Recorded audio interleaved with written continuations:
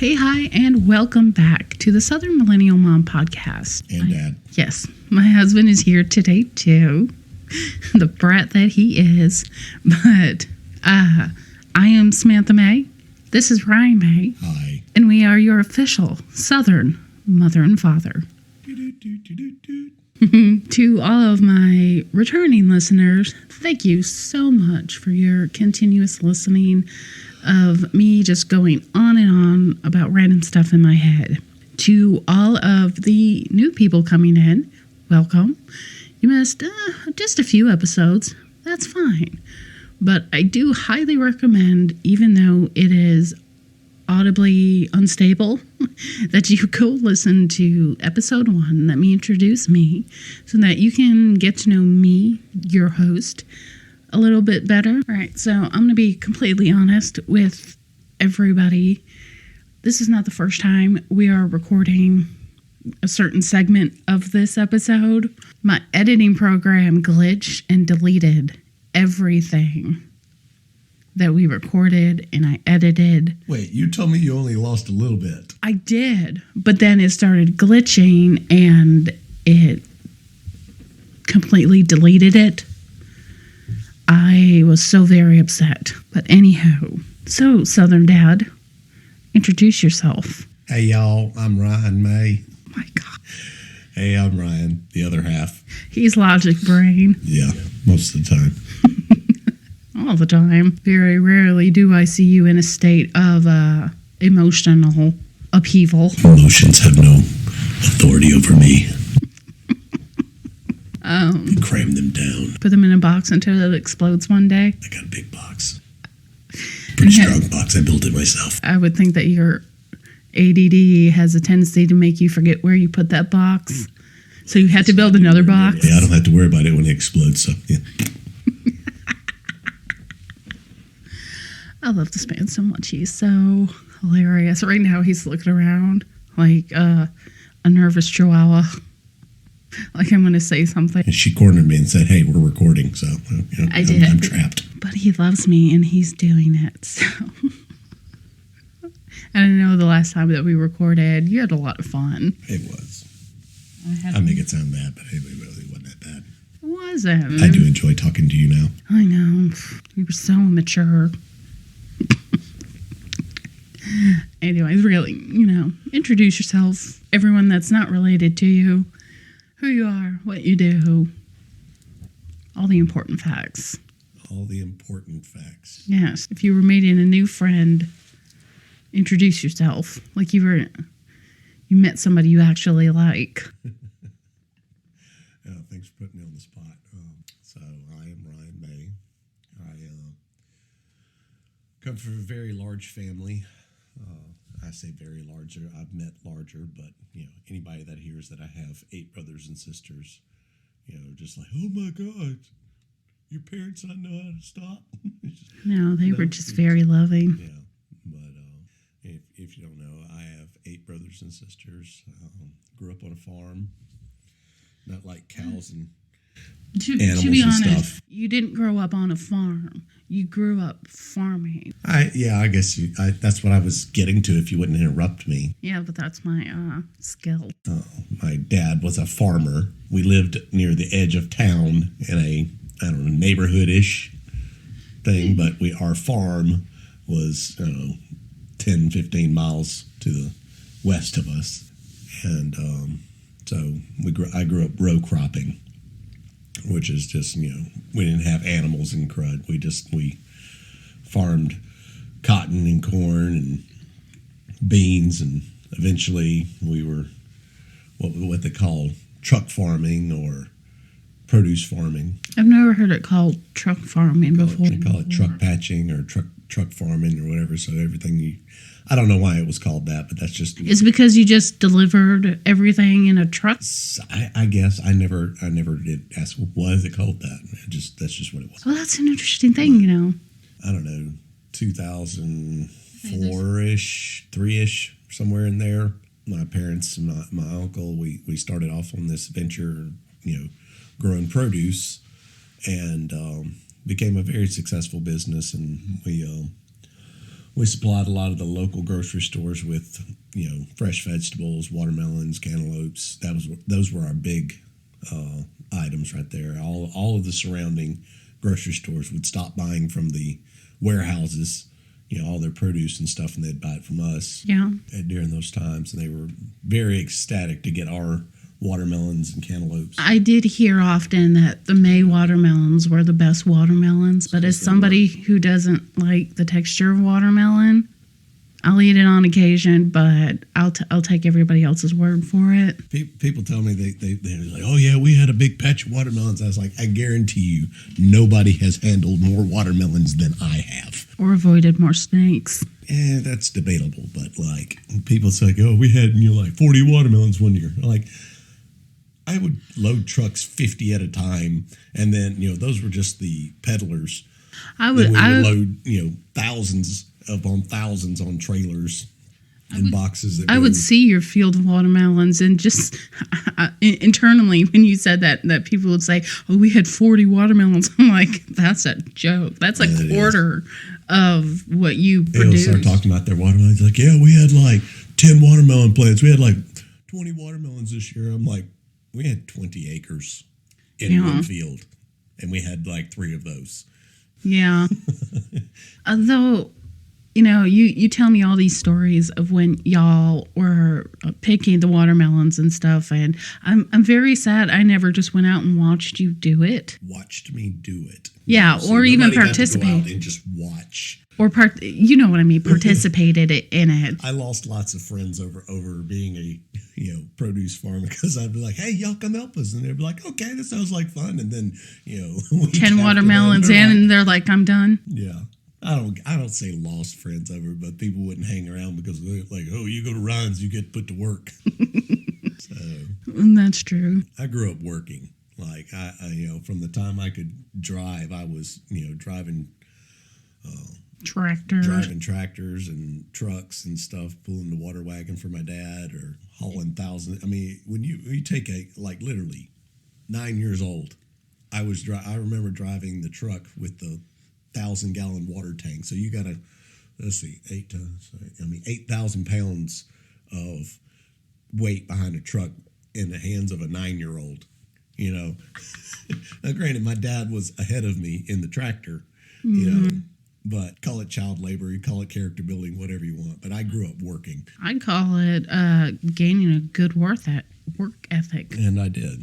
And, when I was doing it, there were days I hated it, but I look back on it, and there was no better growing up, just being out and around people now and hearing about their childhoods and stuff. And I'm like, yeah. Oh, y'all had to do the dishes. Y'all had to do laundry. It wasn't a whole lot. I mean, I did that. My sisters did more of that. My mom, we were a very traditional household.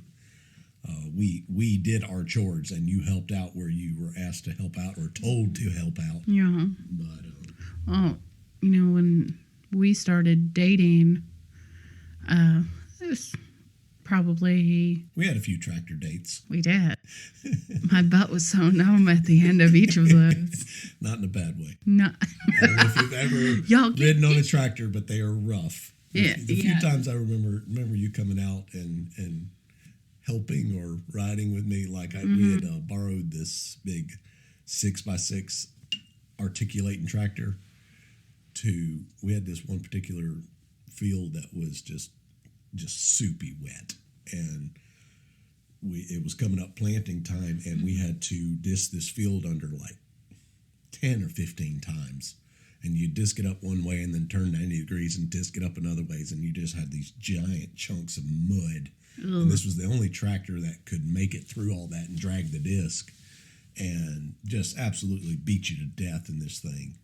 And she decided to come out and ride with me while I was doing this. And we're talking,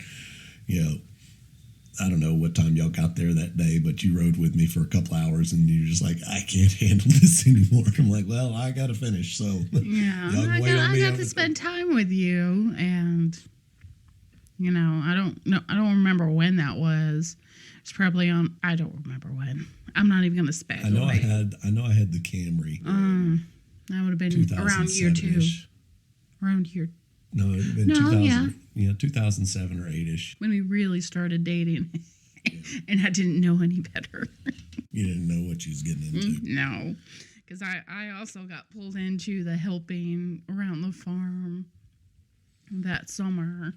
Yeah, but there's voluntary help, and then there's, hey, you're part of this family, you're going to help. Yeah. It helps separate the peas and stuff like that. And that what his family also did, they had their own corn farm. Corn. Yeah, that was a later installation, and just kind of brought in some year-end money for the. You'd set aside one corn crop, or you'd plant it specifically for that. Oh yeah. Go out there with a lawnmower and cut a maze into it, and charge people to walk through it. Yeah. They didn't have a blonde corn maze, though. I'm sorry to say. A what? A blonde corn maze. Blonde corn maze. With the one stalk. Oh. But anywho, left, didn't really leave that life behind, but just, ventured out into the construction world, built houses for a little while with some family, extended family. And then, I went to work for a company that worked at the steel mill. They were a subcontractor. They worked on a certain area of the furnace. I worked there for a few months. That's when we got engaged. I was working there. Got let go from there. Then you worked at Papa John's for her. No, I left Papa John's before that. Anywho, I've done construction. I've done retail, pizza delivery. I've done millwright work, electrician. So after there, I left and got the apprentice electrician job. Yeah, which I knew nothing about. I knew a little bit electrical, but I worked as an electrician for about 5 years. I did really well in that. I excelled in that. You did. And by the time I left that career or job path, I was working for a company. I had my own service truck. I was servicing a school district for all their electrical needs. Anything that they were doing upgrade or repair wise. But yeah, I was servicing a whole school district. A couple of school districts that out of my service truck and for this company. And and all throughout all this, I've been a martial artist. I don't know, since I was 13. There was there was a gap in there for about 6 or 7 years, and then I went back when I was 17, and I've been doing it ever since. And throughout all that, I've since about 2008 or 9ish, I've been running a commercial martial arts school. We've been in the martial arts I don't want to say industry, culture for 13 years now. While working for the electrical contractor, one of my students, her husband, was interested in a particular martial art. He had trained in one, and me and him got together working in that.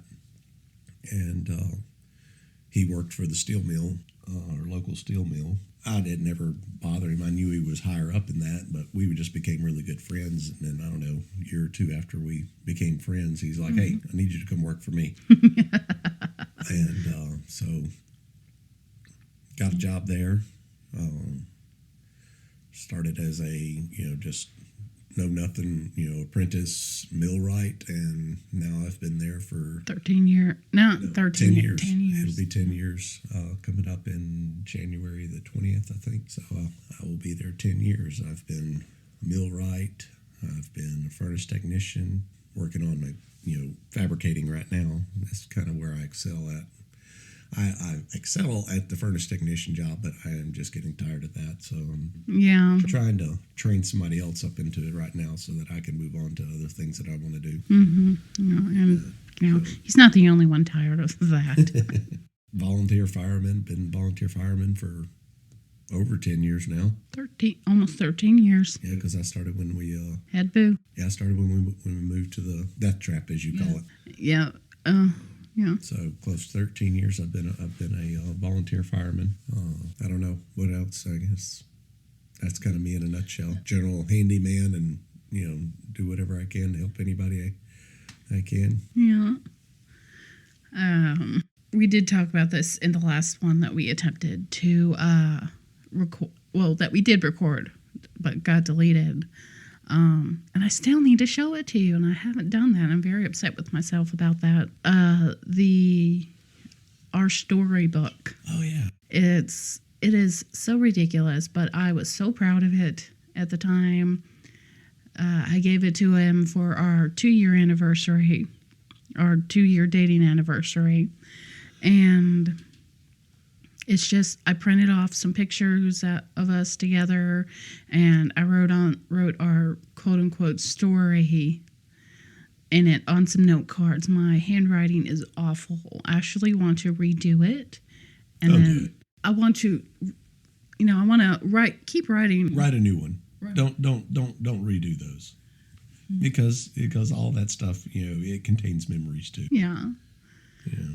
And I found it because I was looking for something else, and I was like, oh my God, this is so embarrassing.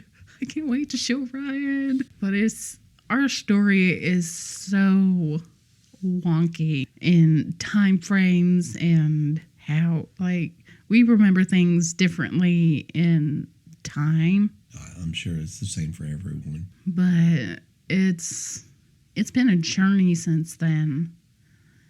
And I kind of want to tell everybody our story so that they can understand, if they have a wonky story too, they're not alone. Oh, so people feel like that they don't fit the normal narrative either. Exactly, yeah, because, Normal you is hear... overrated and does not exist. Everybody has some sort of hardship and struggle. And everybody has their own story, and I really do. I am so glad that we came together the way that we did. I think a lot of it had to do with us also, my family moving down here. Let's get into that. Yeah. That's really what today's episode is going to be about, because it is one of my favorite stories to tell. And I think when Boo gets older, she might ask how we met. And we've told her this story. I know, but she loves our story. And if she has kids in the future, they want to know, well, how did you and whatever you want to be called? What do you want to be called when you become a grandfather? I have not put any thought into that. Nor do I want to for at least another 10 years. Valid. But I don't think I would be upset with Papa. I mean, it's just a generational name now. Yeah, it is. His mom's dad is Pawpaw. I've had Papa. There was Papa, Sam, and then there was just Papa. Yeah. So. But would you want to be called just Papa or Papa Ryan? I don't know. Because you just got to feel it out. Unless you end up with some unique name like my grandmother's. Well, your grandmother, because grandmother. It was possessive. You didn't see the apostrophe S. I'm rolling my eyes. What was your first impression about me, if you can remember that far back? My first impression of you. Mm-hmm. I don't know if you want to hear that. I do, because I know what your impression of me is now. Well, yeah. He thinks I'm hot. Because I don't think I ever asked you that while we were dating or in the almost 13 years we've been together. Did you have an impression of me, or was I just one of your ex-girlfriend's friends? I didn't even know you knew her. You were the background, and you ended up I didn't really have an opinion or an impression or anything like, hey, here's just another girl. There was nothing that just. You mean she never talked about the people she went to school with? No, that's lame. Like the band was in general, yeah. But again, you're talking about her. She wasn't that popular in that arena, and I don't think anybody ever really liked her. Everybody I've ever mentioned her to it's always spoken in a kind of a negative light. Nobody has ever been, oh, that's my so and so, best, it's always, oh, her, so. And I kind of hate that for her, because it kind of showed the fact she didn't really get the right kind of attention at home. I don't know. I hate the way it ended, but kind of get the way you treat people. Yeah, I was just thinking about how she ended it with you.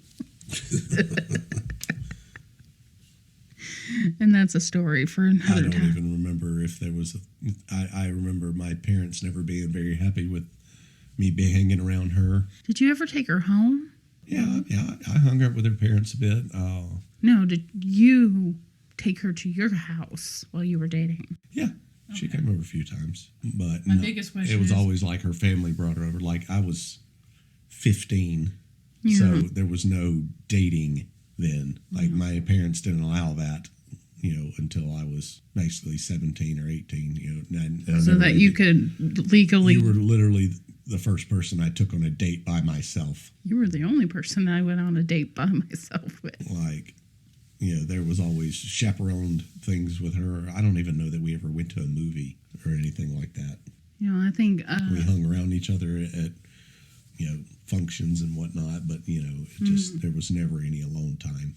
That's probably a good thing. Oh yeah, we all have those kind of relationships. Young teenagers should not be left alone together. Things happen. But we met in, what? We talked about that in probably 2000s. You were still in school, right? Still in high school? I graduated in 06. Yeah. No, 05. No, 06. 06, yeah, because you were 07. Yeah. So we met in 05. Like, again, I don't remember you from before the band or before our meeting at the theme park. And that's not your fault. That's not anything. That's just me. Unless I have multiple interactions with you. Now, I could probably remember your face. Like if you showed me a picture, I'm like, oh yeah, I remember you there, or something like that. Yeah. I've always tell everybody if I learn your name very quickly, it's not a good thing. Yeah, and I'm just like the complete opposite. Unless there's such long time distances between meeting somebody. I will remember their face. I will remember their name. And you just remember me because you were jealous of your friend's boyfriend. Maybe just a little bit. Because first time I met him, I was like, oh, she is so lucky. He is so cute. I just had very low self-esteem. You would have known that. Well, I guess with a lot of people with low self-esteem, they mask and appear to be confident. But for me, you were just, I was like, oh, jealousy raging out of my head. No, not really. But I started her plot to ruin their relationship so she could have the boy to herself. Years later. She won. I did. I got the golden ticket. But you came up, and as shocked as you were that, I knew her, I was shocked that she was even dating. Like, I don't even remember her saying that she was dating anybody. It was another situation where two of her, acquaintances were like, "Do you like so and so?" I'm like, "I guess." It was like the popular girls set up the other girl with somebody that was okay or whatever, because none of those girls would ever, even look my direction. Thank God for that. I might have missed out. It was a shock to know that she was dating because she'd never said anything.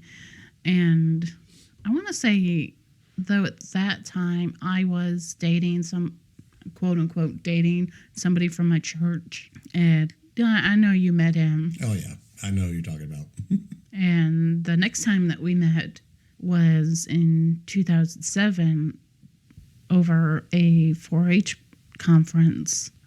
It was my second year, and my friend Jessica, her first year. And she was the reason that She's always been the reason that me and you connected, because you were always with her, and I knew her from martial arts and band, not school band, but like our little worship. No, I'm talking about Don's. Oh yeah, that's right. My bad. The Survivors. We were, the town. Just a little small time.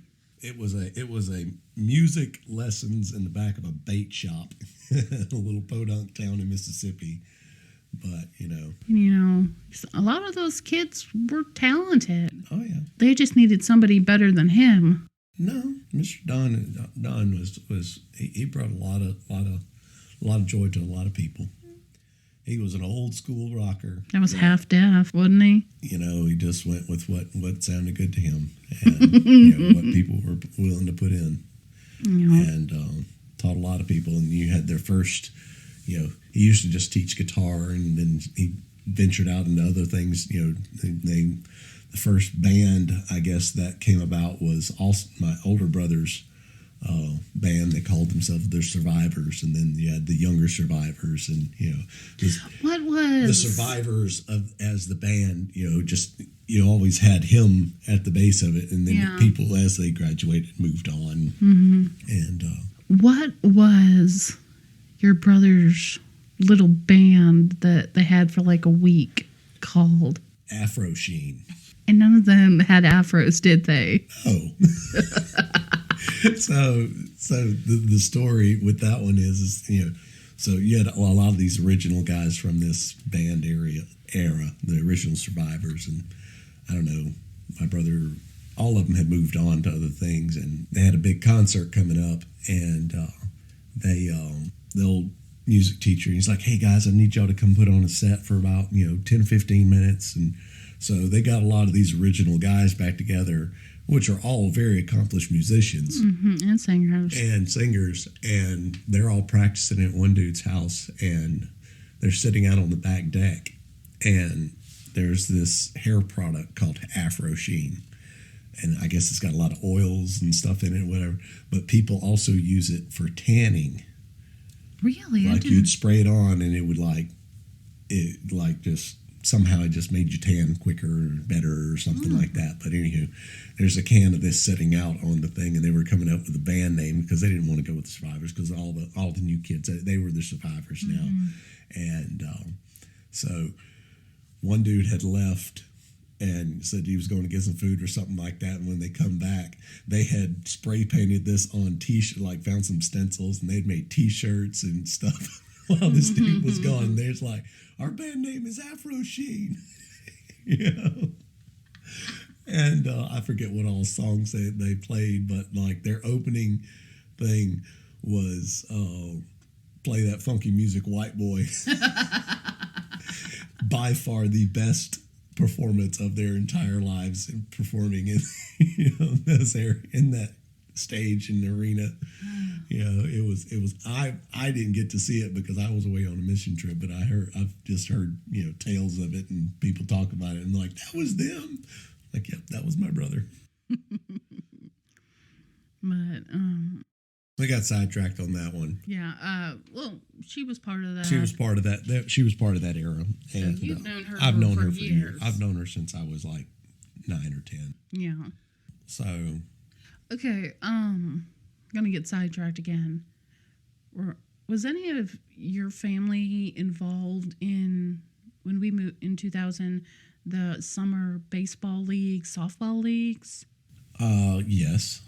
Because I think there's a picture of you actually playing on a team with one of my sisters. Because you played softball for a little bit, didn't you? I just played the summer we moved down here. We were Team Wonder Bread in purple and yellow. I would have, no, I didn't play with any of your siblings. We might have played against. I'm sure we did, because it was all a bunch of small teams that were sponsored by local businesses. Yeah. But yes, we all, most of us played, summer leagues. Oh, I don't know why I just thought of that, because we might have interacted during all that and not even known it. I don't know. So we might have met each other. Again, sorry, my memory doesn't work like that unless you were on my team, and I don't even remember half of those guys. My brothers, I can't even remember. I want to say he was a few years behind me, so I probably wouldn't have had any interaction with him. He's a year younger than we are. Yeah, but he graduated in 2008. That's because he was held back. Again, so most of those things went by grade. Well, we were in the same grade when we moved down here. And then Mom decided to homeschool him for a year.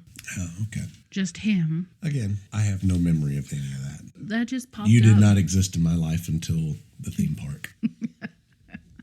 Which, I'm sorry, but, Okay, well, he's existed since, I got introduced to him via his ex-girlfriend and my acquaintance. And then we met again the next year when at this 4-H conference. And I want to say we met up a couple times, just maybe other than, because at the end of each 4-H conference, they had like this dinner and dance thing. Yeah, and we sat in the student union and talked for a long time. Yeah, but he didn't notice me. He just had eyes for my friend, and I didn't even have eyes for her. I mean, like I wasn't that guy that was going out and just like, oh, look at that chick, or look, all that. Oh, yeah, I understand. I never had the gumption to even think that I even had a chance. She was just a friend, and I enjoyed talking and catching up with my friend. Well, I wouldn't have blamed you. She's very pretty. Again, that just wasn't ever me. And I'm also the same way. It's like I never even considered the fact that we could start dating. I just, I'm one of those people, if, I was attracted to somebody, I would awkwardly flirt with them unintentionally, but never say anything. I did. And I don't know if she's heard this. Our other friend, Kim, her husband, I used to have a major, major crush on him for like a year. And I even, I wrote a note, telling him I liked him and something along those lines. And if you grew up in the 2000s, you remember that way you could fold paper and A little triangle, little. No, not the football thing. Not the football, but you like folded it up in a certain way and made this little thing that made an envelope out of the note itself. Yeah, I did that. I was so bad at it, but I did that, and I wrote to this person from Secret Admirer. Oh my God! And we were, all of us were in band, the high school marching band. And there was always this one table in the band hall where people would put their stuff, or it'd just be a collection table. And I just walked by it and went and just tossed it out of my pocket onto the table near his backpack one day. Do you ever know if he read it? I have no idea if he ever did. Does Kim know about this? I don't know. If she does now. If she listens to this, then I'm sorry. Question mark? I no longer feel that way. Call it a sheltered lifestyle, or just it just wasn't me then. I was not allowed to have girlfriends, I had friends that were girls, but just like there was no dating, there was nothing that. I don't know. That and my sheer lack of self-confidence and my appeal to the opposite sex. Yeah. Oh, we grew up in the generation. Felt like the tubby fat kid that, nobody cared for. But anywho. So 4-H Congress, that would have been, 2006 or 7? Yeah, 2006, I want to say. Yeah, that would have been my last Congress, because I don't think I only went to 2 of them. Yeah. But, so wasn't until a couple of years later. 1 year later. 1 year later. Because it was on my birthday that we went to the water park. Yeah, so this has been my second semester at the community college. And I went to water park over in Alabama. Yes, they do have them. It's more than, plantations and the beach. And cotton fields. Yeah. But, and big thing is he went with his family. I went with my family there, and, I'm 18 and, half or what, I don't know, it's my second semester at college. And, lo and behold, I run into our friend again. And, I just ended up spending the day with her and my wife's mom, which, they were just hanging out together. And I think at this point, they were really involved in one of the ministries on campus already. yeah, Because my mother followed me to college. And me and my friend, we were both going to the same college. They were just, probably because they could both play the piano, they were both more involved than I was. So they spent a lot more time together. so I ended up spending the day with them, just hanging with them. At some point I realized that she wasn't dating the guy that she'd been dating forever. Oh, yeah. So like it was me. That was probably the first time I actually was like, hey, She's single. I could actually have a shot here, And by this time, you had lost a lot of weight. Okay. Because you were really more involved with the martial arts. And I guess you were doing some heavy lifting because... I don't know. I don't remember. I remember because I was like, every time that I had come across you again, you had slimmed down a lot each time. And by the time the water park came around, you were wearing the sleeveless shirt, not one of those nipple showing muscle shirts, which I hate, by the way. Those are the tackiest things ever. Anyways, and you were carrying your backpack water bottle thing. And, I was like, oh, he's so cute. So, anywho, I'm hanging out with Jessica and your mom the whole day, talking to them. And I was like, at the end of the day, I'm just like, you know what? I'm going to ask her for a number. So I asked her, and she's like, yeah. And she's like, this, but I don't have my phone, or I'm out of minutes or something. So here's my friend. Give her your number, and that way I can put it in my phone. So I go to give her friend, which is my wife. So I don't know if I got her number from you, but I gave you my number. Yeah. We left the water park, and then I called her. I called that number. Yeah, he called And I'm me. like, hey, can I talk to Jessica? And you're like, well, she's not in the same car as me, but All right. So we went to the water park. She and I initially went to the water park in the same vehicle.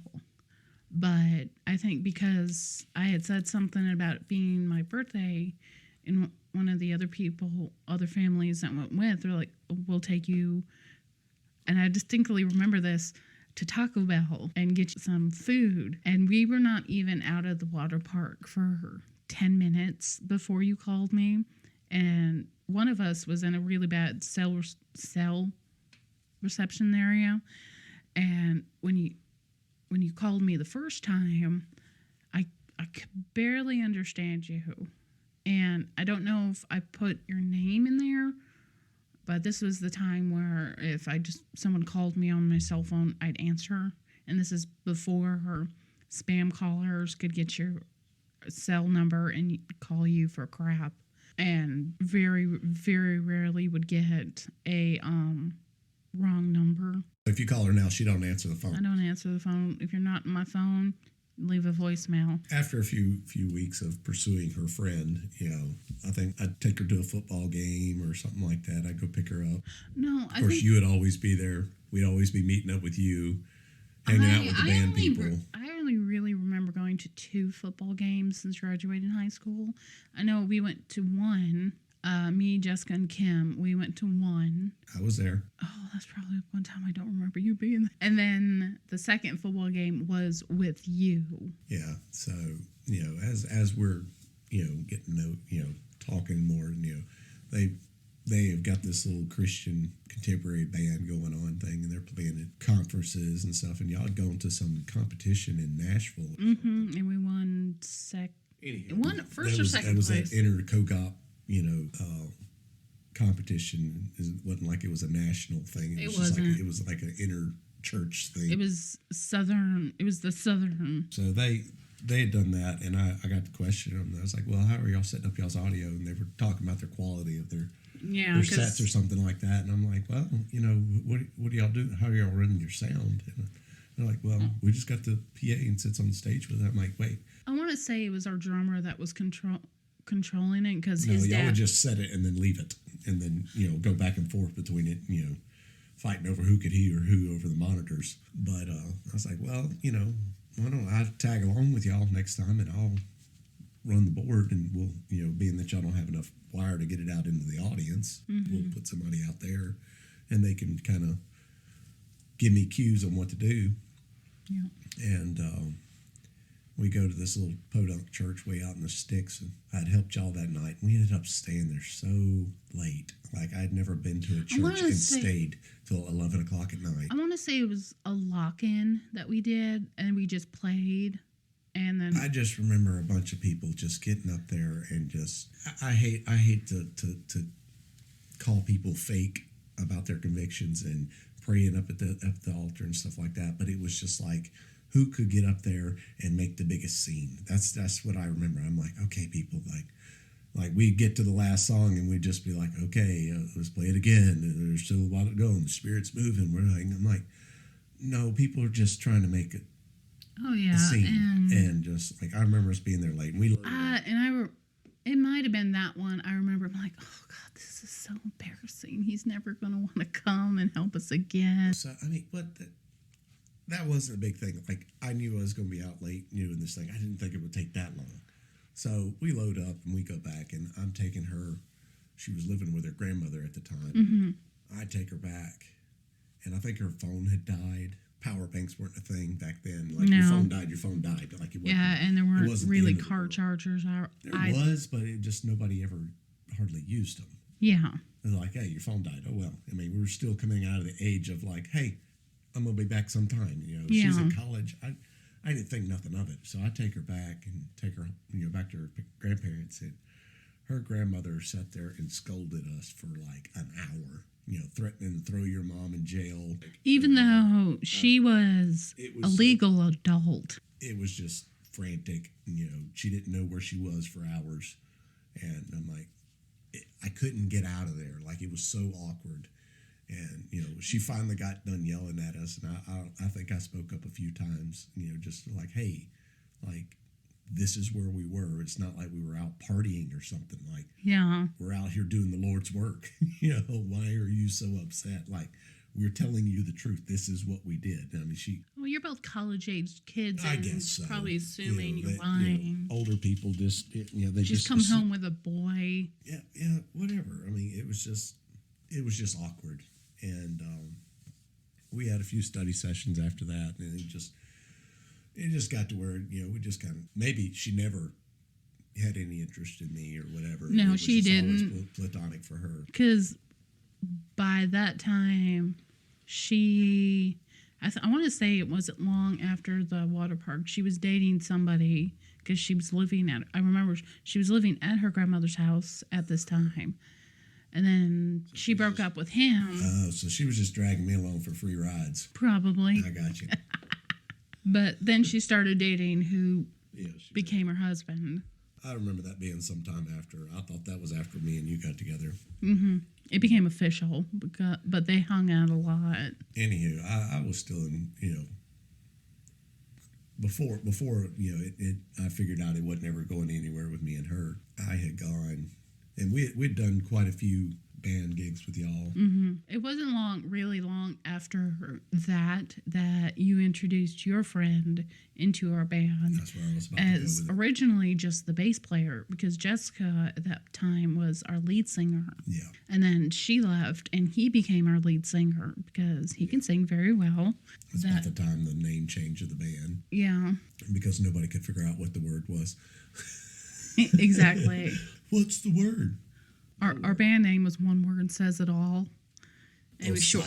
It was corny, and nobody. Yeah. It never was going to catch on. It never caught on. What was the? We changed it to "Why Not Us." Yeah. What was the verse that we based that on?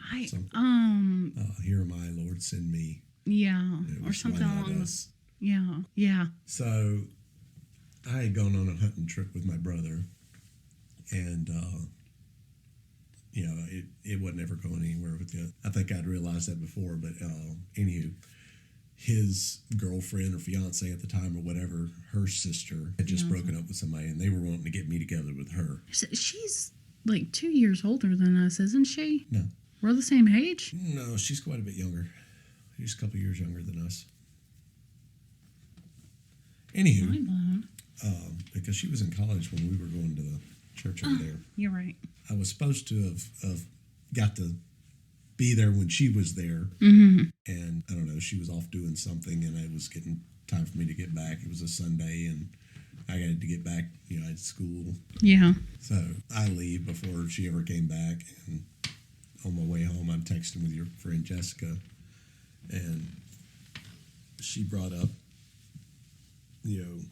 hey, do you like my friend Samantha? And I'm like, yeah, I dig her. She's cool. And just like, because if you really liked her, that would be really cool. So it was the same. Somebody else set me up. Do you like them? And I was like, I guess. Well, at that point, she had drug you to every time that I had invited her over to my parents' house. Like every time that I invite her over, she would bring you. Yeah. And well, at that point, she really didn't have a vehicle of her own. And we would take her. She would ride with us to college. Even when I would go pick her up, like she's like, "Hey, let's stop and pick up Samantha." Yeah. So it was always use the safety net, and we always had fun together. We did. And it was awkward, but it was fun. I don't remember all the stuff, but I mean, there was times where I was like, she's okay. So after that, I'm like, yeah, I do like her, and then we started texting back and forth, and I don't know, it wasn't until really Thanksgiving, because it was either before or after Thanksgiving, we decided to take the band out for dinner and a movie. By the time that we left the theater, and everyone, like, just about everyone was pushing you toward me at that point. Everybody was shoving me toward you. Like, hey, we got a girlfriend. We got a guy for Samantha. He's gullible. Sucker. I want to say this is when that moment hit you. Yeah. Well, we're sitting in the back. We're sitting in the back seat together, and you're sleepy, and I'm just like, well, here, just lay on my shoulder, and you. I doubt you slept at all. You probably just laying there, just soaking me in. I was. I might have dozed, but I was like, I get to touch him with his permission. Consent was always a thing for me. Oh, I won't lie that I enjoyed it too. But just, nothing bad. You just laid your head on my shoulder. Me being the, gentleman, helpful guy I am. Yeah, like she's tired. Yeah, so that came about there. I'll say that was a few other. That was your first aha moment. I guess so. And then we became an official thing, and then they kicked you out of the band because one of the band rules was that her mother had was band members couldn't date each other. Yeah. Because two of the people were dating, and they were either, fighting on stage or something like that. They'd be arguing in practice and stuff like this. Yeah. So they made a rule up that band members couldn't date each other. So they kicked her out of the band. But she was always there with us as a guest singer, quotations. Yeah, I wasn't ever introduced as a guest. You were. I was. Yes, she did that on several occasions. And guest singer Samantha Shipman. I'm like, it was just like. Everybody, like, it's like suspend the rule. Like, it's silly. Like, we obviously don't fight. Yeah, I've never really been a confrontational person. But still, it was just silly. Yeah, but there's our way to bend the rules and get around them. Yeah, and before we really became official, we got the title boyfriend and girlfriend, and the whole rule came up. I was coming home from doing some shopping, and we were texting at that time. I think that's when you were just coming home from hunting with your brother, and we were talking, and I really can't remember who said it first. But one of us like, well, I kind of like you. I'm like, oh, yeah, I like you too. I want to say it was you that said it. Yeah. And after shopping, I had planned to go have lunch with my two best friends. I'm like, you're never going to believe what happened. And they're like, well, tell us what happened. I'm like, I'll tell you at the restaurant. Jessica probably already knew. Well, I'm sure she did because I was texting her before I texted you. Yeah. Because I'm just driving down the interstate texting. This is the era of buttons and buttons phones. Like you could text and still keep your eyes on the road. Like because I miss that sometimes, but sometimes I don't. Yeah. And I told him that he said he liked me, and we're all freaking out in the middle of the Mexican restaurant in our hometown. I celebrated with cheese dip. But I think probably the first thing that caused us to grow stronger as a couple was when, not long after we became official, you went with your family to Colorado for Christmas, the week of Christmas. And that's when your brother's current wife became his fiance. His current wife? You say that like... I didn't think about that. Who his is wife. his wife? So we were apart for I don't know, a week, whatever it was. I remember coming back on a Sunday. Hold on. And I think, the entire time you were gone, we either were able to text or call or message via MySpace. Yeah. One of the messaging app servers, because I had my laptop and I think I used that. Yeah, and it was, I was always worried, please don't regret your decision. Please don't regret your decision. Because I just felt like... Well, I was going to find some snow bunny up there and take off with her. Or no, you would think, oh, no, that was a bad choice. But almost 13 years later, here we are. I remember coming back that Sunday and walking into the chapel, and I see your brother up there getting ready because they all played in the church band or whatever. We were the worship. I'm sitting there like talking to him, and he's like, "Yeah." I'm like, "Where's Samantha?" And he goes, "Right there," like pointed to his left, and I'm like, "Oh." And that's probably the first time I'd ever seen you just all dolled up. And, I've really never been hair done up and makeup, and I'm like, oh, hey, because I walked in and just say, hey, there's this pretty girl over on there. I've never seen her before. And I see your brother. Yeah, that's okay. I never grew up wearing makeup. Now that I'm almost 40, I'm a bit more into the whole makeup process. And I'm not saying anything against learning to do your makeup when you're young. You know what? Don't be apologetic. Just whatever. Mm-hmm. Don't be afraid. Say what you're going to say. If people get offended, that's their problem. 'Tis true what he speaks.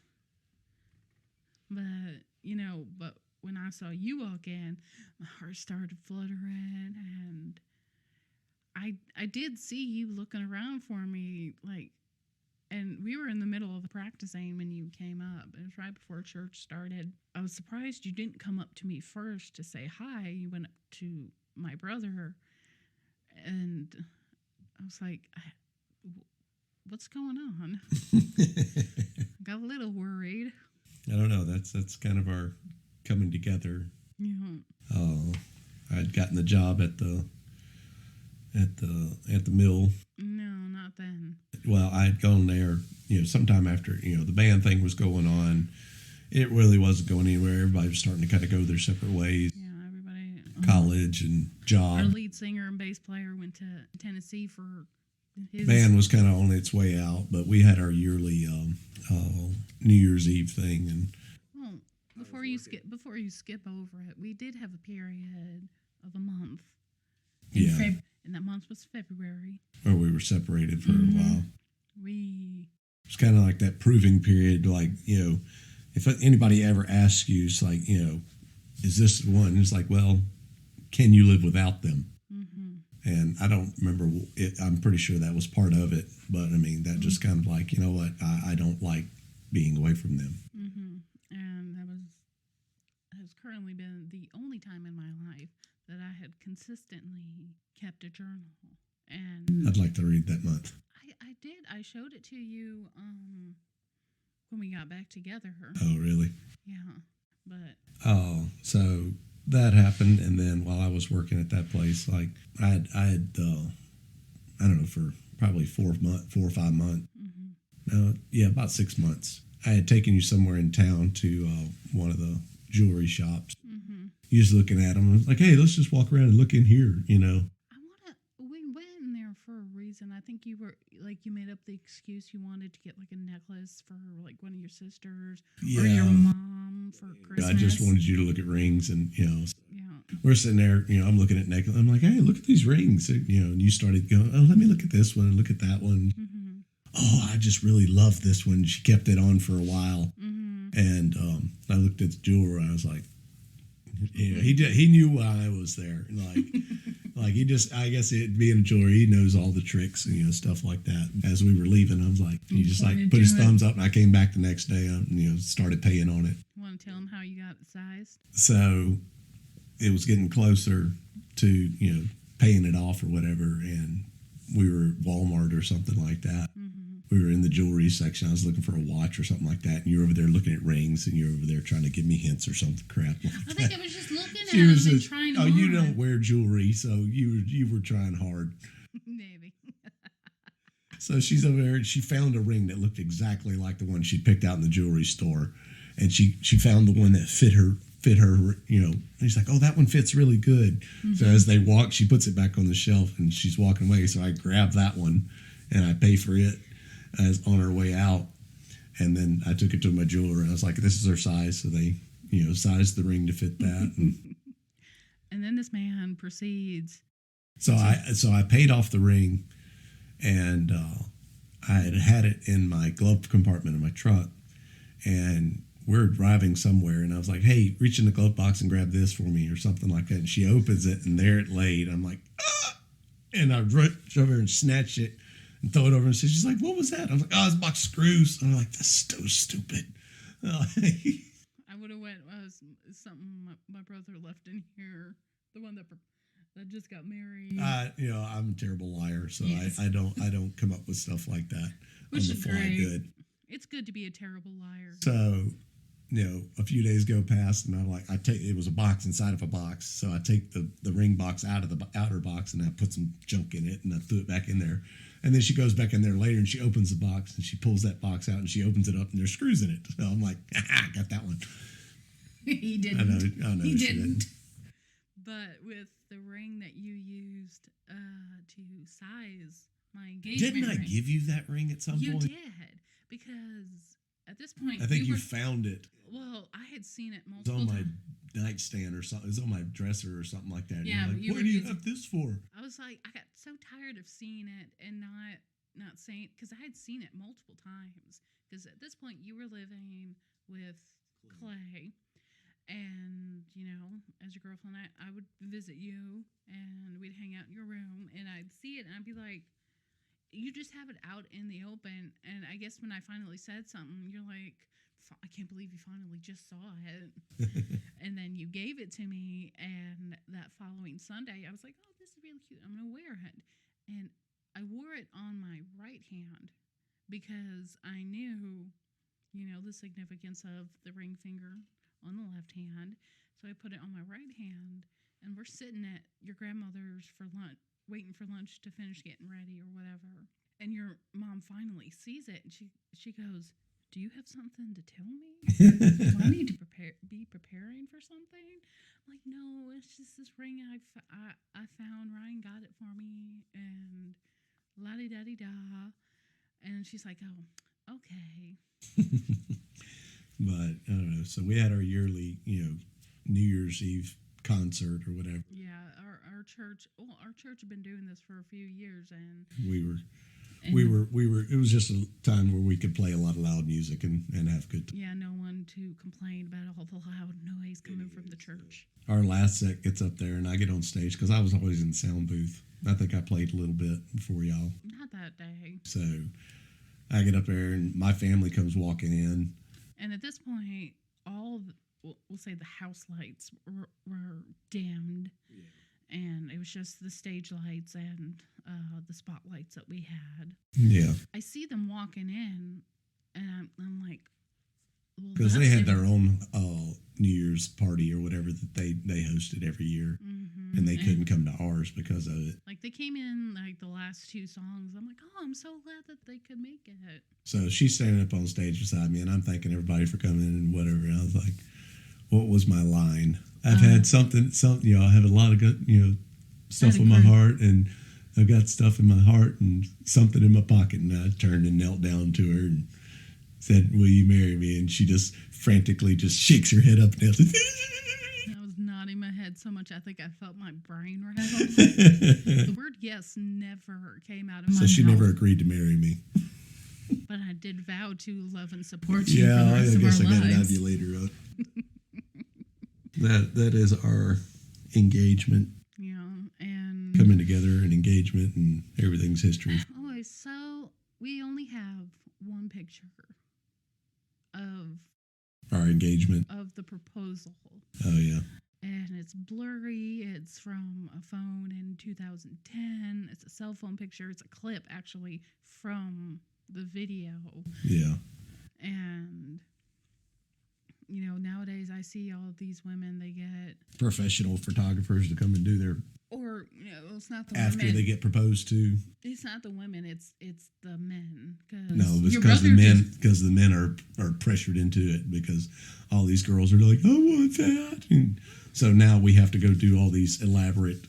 Well, goofy your brother things. just recently got engaged, and I don't. They had a professional photographer show up after they engaged. Did you hear the story of how it happened? No.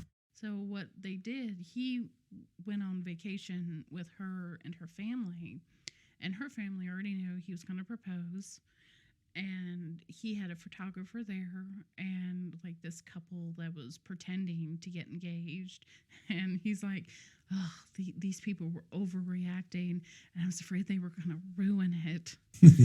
But she had no idea that he was going to propose, and so the photographer, instead of taking pictures of this pretend couple, she was taking pictures of them as they were just walking around this area that they were at, and the best pictures. I'm so happy for him, but it seems a bit much. Like, guys, you making this.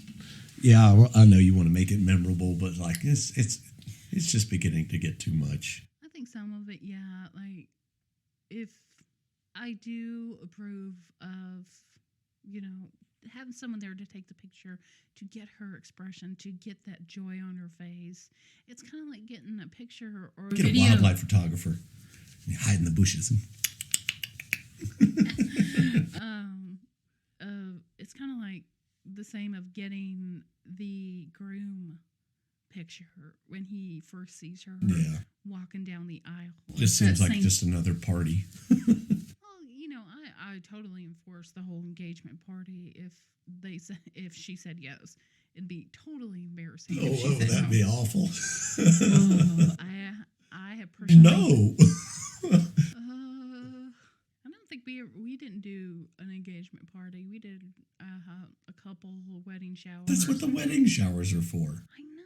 Why have an engagement party? I never understood the engagement party thing. Yes, you want to. We're gonna have a meeting to plan the meeting to plan the other meeting. Well, with the 67 committees that can only agree on one thing. Yeah. But I had always wanted a fall wedding. Because that don't happen in a farming community. Yes. Because I was still very much involved with my family. If we was going to have something, they were still really all of the siblings and cousins and weddings and stuff, like the whole family gets together and helps out and stuff like that. And we didn't have a whole lot of money. Your family didn't have a lot of money to spend on a wedding. So if we were going to do something nice, it had to be a family event. And like, what I'm saying you don't do is, that during harvest or planting. And I personally didn't want to get married in my church. I can't remember why. I think it's just. I think I pushed for the garden wedding at my grandmother's because that place has a lot of significance to me. Yeah, and I love his grandmother so much. She's one of the most amazing older women that I don't get the heebie-jeebies around because old people scare me. if you don't feel comfortable around her, you are just not living right. Yeah. Like, yeah, there you need Jesus. like you will never meet a more genuine woman than my grandmother. That none of my friends or anybody that hangs around, like, what do we call her? I'm like, grandmother. Like all of my friends and stuff that come out to the farm. I didn't even know her like, name for the longest time. nobody hardly does. Anybody that knows her by Christine, just they either they've got some other relationship or something like that. But anybody that's been brought around her, like all the cousins and friends and stuff like that, if you're she's just grandmother. If you were she's under grandmother the to age everyone. of like 30, you just called her grandmother. Yeah. Anybody older than that, Miss May, Chris. I've very rarely ever heard anybody call her Christine or Chris or. I finally caved. I'm like, okay. I did not want to do it in the summer. Yeah. Because well, we ended up that way anyway, but it certainly felt like we tried for a spring wedding, but it became, Mississippi spring, which is you'll have one day of spring and then the next day summer. Yeah, early summer. Like the day before our wedding, like when we were setting everything, perfect weather. The 75 degrees, light breeze. I'm like, tomorrow's going to be great. And the next day, 90 degrees. Yes. Wool suit. For all the groomsmen. And it was so funny. I want to say the material that we chose because your mom made all my bridesmaids' dresses.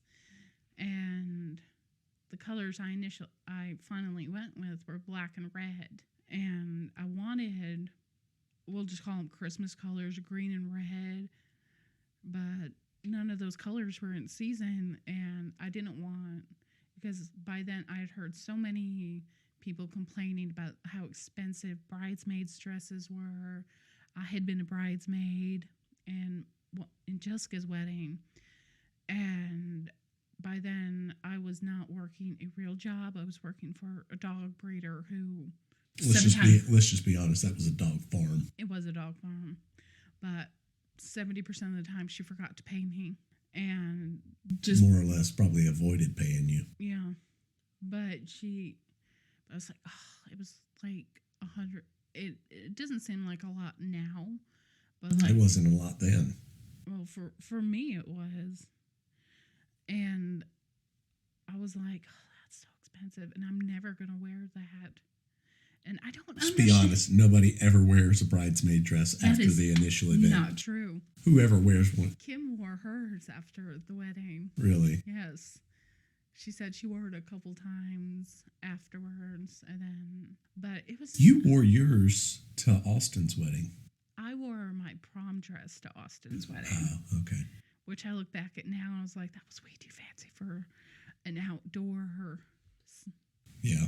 And it was just one of the nicest, really one of the only dresses I had at the time, and that I could fit in and feel pretty in. It was maybe 3 weeks. You were very pretty in that dress. Thank you. You made me feel so pretty, like we were. And the picture that we took, was I a groomsman in his wedding? You were a groomsman. I was, wasn't I? Yes, you were at the very end. But that picture looks like a prom picture. The ones you took before prom. We had the tuxes were like we had what do you call them, the tails, the penguin tail tuxes. Austin was a tailcoat. He was very into those style tuxes. Yeah, you all looked very handsome. But it was like 3 weeks before the wedding. Nobody could find a dress. And I was the one that initially went out to find the dresses. And I was going to all of these department stores looking for something. Wait, she started on those 3 weeks before the wedding? Mm-hmm. Holy cow. And the thing with our wedding, there wasn't a whole lot of stuff to do. But your mom did do a lot of it. Is honestly because of our wedding that we had those chair covers. She made all those. She grew the flowers. Her and Jody, who did the floristy thing, they grew the flowers, which saved a lot of money. And, I got everybody's measurements, or everybody sent me their measurements. Is one of the most memorable days because the night before was so pleasant. And the next day, Like it didn't Sweltering heat. but it didn't start getting warm, getting hot until it was time to start the wedding. Though. Yeah, like day before it was a little bit overcast, and day of not a cloud in the sky, just sunlight, just. Yeah, and my brother. All the tables are sitting out in the sun, and everybody had to move those to shade, and it was. And my brother will lament about it, and he was the only one that really completely changed out of his clothes into a t-shirt and basketball shorts and tennis shoes. Literally after the ceremony. No, after pictures. We got a few pictures, and then he's like, "I'm out of this." See, because I wanted the whole, and I got it. The first time you saw me was walking down the aisle, which was coming out of the back door of his grandmother's house, because that's where he had it.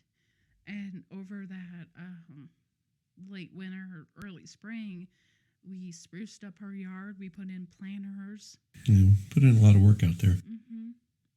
And I was going over those pictures not that long ago. I was like, wow. And the twins were like 10 at the time, which is insane to think about. You know, we got there, and there are so many things that I regret not doing, like going to a stylist and getting a makeup artist and attempting to curl my own hair and do my own makeup. Yeah, that's kind of what you do when you're poor. I really would like to do like a redo photo shoot. No. That would be so awesome. I cannot stand all this, like, oh, we're going to recreate this. Like, sometimes, you know, your memories are better served as a memory than a picture or you know, redoing valves or something like that. You've brought that up several times. We need to redo our valves. I'm like, have I broken my vow to you? Have you broken your vow to me? Like, we don't need to do a redo ceremony. Like, that's not going to do us. The ceremony does not make or break the relationship. Your parents didn't do that, but mine did when they hit their 10-year anniversary. And I think a lot of it had to do with, you know, Mom wanted, I'm guessing that they were struggling and whatnot, and they just thought that would help. And they wanted to involve less kids in it because I was a flower girl at that wedding, and my brother was the ring bearer, and my oldest brother was one of the groomsmen. I don't remember if I saw this not long ago, and I don't remember if it was a movie or something like that. This bride was just stressing out over her wedding and stuff like that, and I think it was her grandmother or aunt or somebody went up to her and said, "This ceremony is not going to make or break your relationship. It's what you do after it is what makes a difference. Yeah. It's how you treat your other partner and how you communicate to them. So your ceremony or all these preparations and stuff, none of that is going to matter in the long run. Yeah. You will look back on this time in fondness or regret, but this ceremony is not going to make or break your relationship." There were really only a couple of things that just really distressed me. Was at one point while everybody was setting up, I was told we didn't have enough flowers. And I was like, how do we not have enough flowers? Who messed up on the flowers? And the weather. But everything else. I didn't realize they grew the flowers. I thought y'all bought them. No, because your mom grew them at her house in those big pots that she had. I didn't remember that. That's okay. The groom is very uninvolved when it comes to that kind of thing a lot of times, which, you know, which may have helped that situation, because I mean, like, if I'd have known y'all needed more flowers, I could have helped out in some kind of way. It was never brought to my attention, so therefore it never got solved. Yeah. Well, they didn't know until I think putting up flowers was the very last thing. Because I remember there only being there was only like one flower arrangement, and that was above the art. Well, there was that one, and then we had the corsages, the bouquets, and I think, I don't know if I have it, but I think my bouquet is still at my old house. No, your bouquet is in a picture frame here somewhere. I want to say that's Mom's because it looks too small to be mine. No, it's yours because yours is the only one that had that Yeah, wrap on because it. I was like, I want to No, try I think it. it's in my memory box. Maybe I think I've got it hanging up in that. because I was like, I I want to say it's in a picture frame though. It probably is because I do know that one bouquet was put in there, and a lot of the advice I give any friends and anybody that does like a post like, "What are your wedding preparation advices?" I'm like, grow your own flowers if you're not wanting these complicated rose things, and then take them to the florist to arrange them. But also keep your flowers and dry them or press them, whatever. Yeah. And if you want to do the whole bouquet throw, get a fake flower arrangement. It's the same as yours. Here's the one I'll throw you. Yeah. And another thing, it's like I got to eat a little bit at the reception, which was the wedding was in the backyard, but the reception was in the front yard. And this is before they took down the tree and made the patio bigger. I want to say maybe we had 100, maybe not even 150 people show up. And then my uncle and his family were like last minute saying, "Hey, is there a hotel or motel in town that we could stay at?" That was one of the other things. I'm like, that's why you RSVP. And another thing, make your own invitations. Well, now there are websites that'll print them for a lot cheaper, but back then they were like crazy expensive. Yeah. To get made professionally, and we just, your sister did our engagement photos. Yeah, that's basically all. Yeah, she was trying to do some photography stuff. Like we made our own. We went to Hobby Lobby. We got all the thing, and it probably cost us $100 to do instead of $300. Yeah. And I think I still have some invitations left over. That was probably the most fun part of the wedding preparations that I'd ever had. No, we'll be 12 years next year, which is insane. No, Nothing to say. She's 12 now. no, we'll be 14. Yeah, that sounds wrong. So my brain, for some reason, my brain just when we were married. Because she was born 10 months after we got married. Yeah. Yeah. No, about 10 or 11 months after we got married. Yeah. This was when he was working for one of those electrical companies he was talking about. But yeah, we'll talk about his work path in another episode. But I have always loved talking about how we came together and all the stories in between. I think because you couldn't really show that off while we were dating, because there was nowhere to post that kind of thing. You couldn't post, but I didn't have anything to post it with. We had Facebook. You had somebody live tweeting your No, not tweeting it. Whatever, Facebook. same thing. You had a bunch of pre-typed messages, and one of your friends was sending them to Facebook as you were going down the aisle. That was the funniest thing that happened at the wedding. People that weren't there were like, how is she sending them right now? Okay, so one of his groomsmen couldn't make it, and so I didn't want to have one of my bridesmaids walk up alone because I wanted it to be copacetic and look even. So I had her helping somebody else at the guest book and whatnot, and do a help around, do whatever needed helping. And so I gave her to work.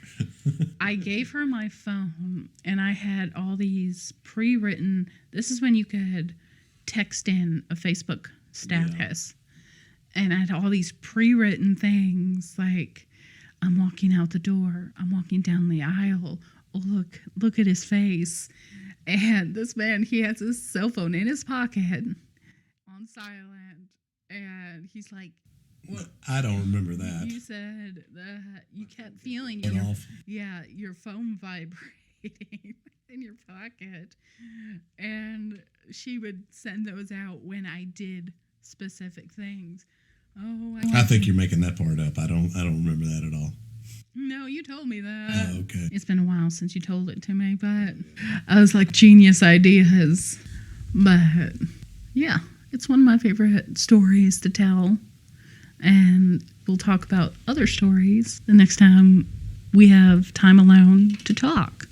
If you enjoyed that episode as much as I enjoyed recording it with my husband, who had to run and go do a few things, so he can't sit here and interrupt me while I'm making the end to this episode. But if you did enjoy this episode, please let me know with a like, a comment, an email to southernmilennialmoms@gmail.com. That email address is in the description of the podcast episode. But, like, subscribe, comment, email, follow, so that you can get notified when there are updates, random posts, and future episode drops. And if you have any questions, advice, or recommendations for future episode topics with just myself or with myself and my husband, send those to that email. That's southernmilennialmoms@gmail.com. Keep it clean, keep it kind, but keep it real. Okay, love y'all. Bye.